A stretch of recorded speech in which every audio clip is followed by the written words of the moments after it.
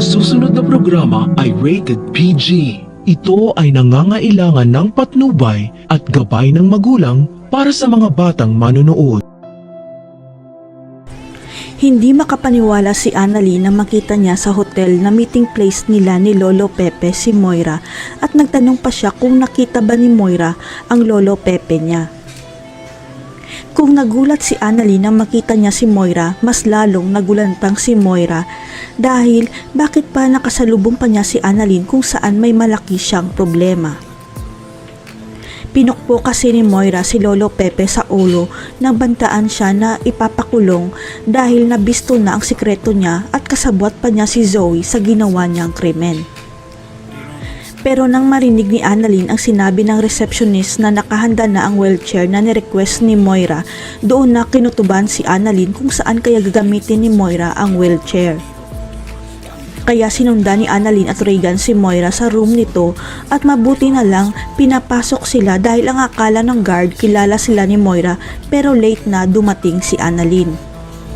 Sapagkat nakalabas na si Moira at Zoe sa room nila nakasama si Lolo Pepe sakay ng wheelchair na walang malay at dali-dali silang lumabas papunta sa parking area. Mas lalong kinabahan si Annalyn dahil naniniwala siya na hindi ito coincidence lang ang paghiram ni Moira ng wheelchair at nawawala si Lolo Pepe ng 2 oras sa usapan nila.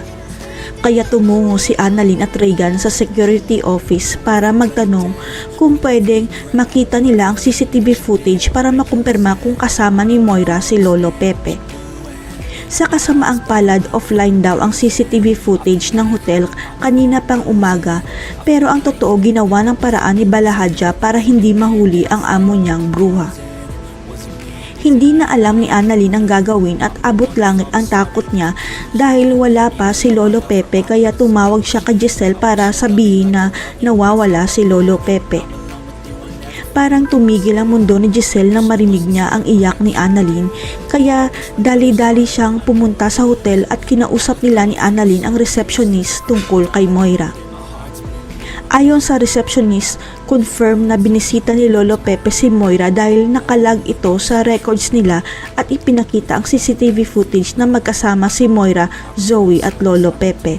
Laking gulat ni Annalyn dahil ang sabi sa kanya hindi gumagana ang CCTV footage pero ang ipinagtataka pa nila ni Giselle kung bakit nasa wheelchair si Lolo Pepe kasama ng 2. Masagip pa kaya ni Annalyn at Giselle si Lolo Pepe bago maging huli ang lahat.